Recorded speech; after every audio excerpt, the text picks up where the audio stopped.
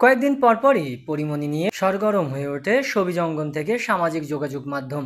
আলোচিত এই অভিনেত্রীর সঙ্গে নাম জড়িয়েছিল অতিরিক্ত পুলিশ সুপার গোলাম সাকলায়েনের। এই পুলিশ কর্মকর্তার সঙ্গে পরিমণির অনৈতিক সম্পর্ক প্রমাণিত হওয়ায় তার বাধ্যতামূলক অবসর প্রদানের সিদ্ধান্ত নিয়েছে স্বরাষ্ট্র মন্ত্রণালয়। পরিমণির সঙ্গে সম্পর্কের সময়টাতে গোয়েন্দা গুলশান বিভাগের এডিসির দায়িত্ব পালন করছিলেন সাকলায়েন। তবে এবার সাকলায়েনের বিরুদ্ধে গুরুতর অভিযোগ তুলেছেন আরেক শোবিজ তারকা, মডেল ও আইনজীবী পিয়া জান্নাতুল। সাকলায়েন ও পরিমণিকে নিয়ে যখন চারিদিকে শোরগোল, তখনই নিজের সামাজিক যোগাযোগ মাধ্যমে একটি পোস্ট করেছেন পিয়া। তিনি লিখেছেন, এই সেই ব্যক্তি গোলাম সাকলায়েন, যিনি আব্বার এফআর টাওয়ার মামলায় ডিবি থেকে দায়িত্বপ্রাপ্ত ছিলেন। প্রায় ৬-৭ দিন আমি ও আম্মা আব্বাকে দেখতে প্রতিদিন ডিবি অফিসে যেতাম।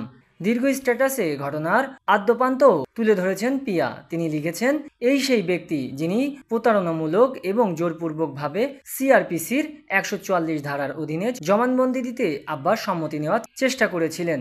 আমি সম্মতি না দেওয়ার জন্য পরামর্শ দিয়েছিলাম আব্বাকে, কেননা এই ঘটনায় মোটেও জড়িত ছিলেন না তিনি। কিন্তু আমি ডিবি অফিসে যাওয়ার আগেই তিনি আব্বার কাছ থেকে লিখিত বক্তব্য নিয়ে আদালতে পরের দিন জমা দিয়ে দেন। এ ব্যাপারে হস্তক্ষেপ করায় আমার উপর ক্ষিপ্ত হয়েছিলেন এবং আব্বাকে বলেন আমি যাতে চুপ থাকি। তার জানা ছিল না যে চুপ থাকার জন্য জন্মগ্রহণ করিনি আমি। আইনজীবী পিয়া জান্নাতুল বলেন, তিনি যেদিন এফআর টাওয়ার অগ্নিকাণ্ডের জন্য জমির মালিক হিসেবে আব্বাকে গ্রেপ্তার করেছিলেন, তখন আব্বা এতটাই অসুস্থ ছিলেন যে তাকে হাসপাতালে যেতে হয়েছিল। আব্বার বয়স তখন ৭৭ বছরেরও বেশি। তিনি বলেন, আজ আমার ছেলের স্কুলে অনুষ্ঠান। আমার জন্য বড় একটি দিন হলেও এখানে আমি ডিউটি করছি। বেচারা পরিবার কেন্দ্রিক মানুষটি এখন সব হারালো।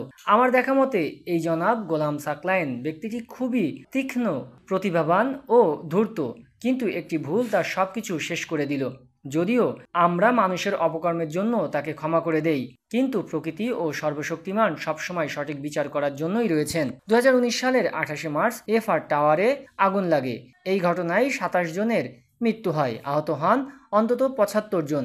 অগ্নিকাণ্ডের ঘটনায় অবহেলাজনিত মৃত্যুর অভিযোগে বনানী থানায় মামলা হয়। মামলার বাদী বনানী থানার পুলিশ। এই মামলার অন্যতম আসামি SMHI ফারুক, শোবিজ তারকা পিয়া জান্নাতুলের শ্বশুর।